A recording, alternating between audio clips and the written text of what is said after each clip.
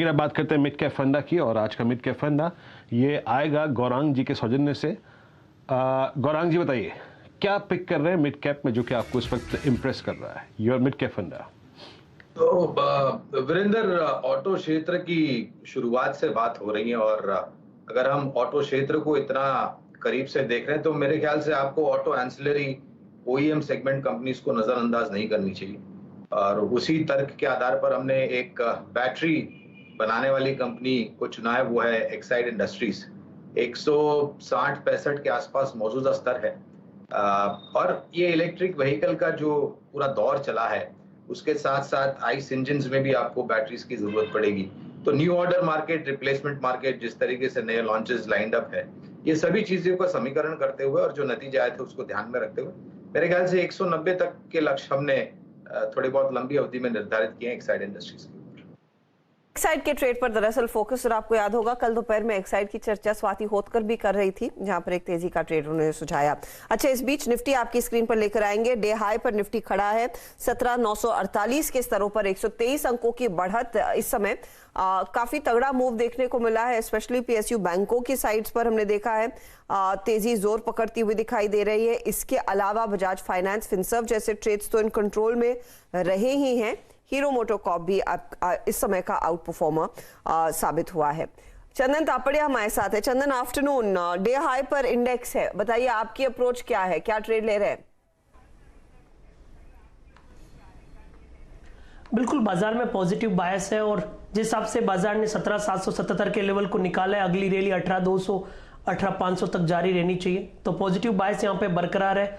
जिनके पास भी long position है वो कंटिन्यू रखें। इवन इमीडिएट लॉन्ग पोजीशन है तो 17,800 के स्टॉप लॉस से रखिए 18,200 तक के टारगेट के लिए। बैंक निफ्टी की बात करें तो हमारा मानना है कि प्राइवेट बैंकिंग के साथ में पीएसयू बैंक्स में भी थोड़ा मोमेंटम बनेगा।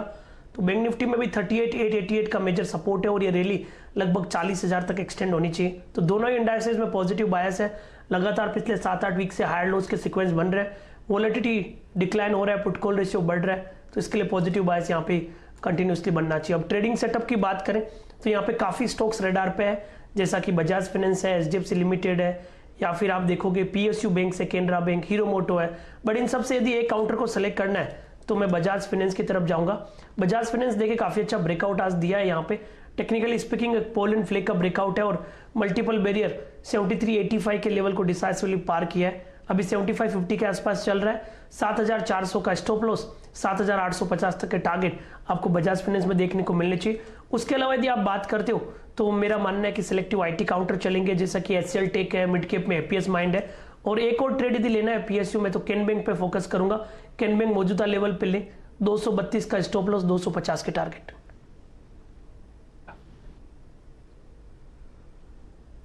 फाइनेंस आपकी स्क्रीन पे। इस बीच आप लेके आइए जरा समित जी का फोर्स मोटर्स। वाकई 1265 पे क्या गजब पॉल दी है समित जी।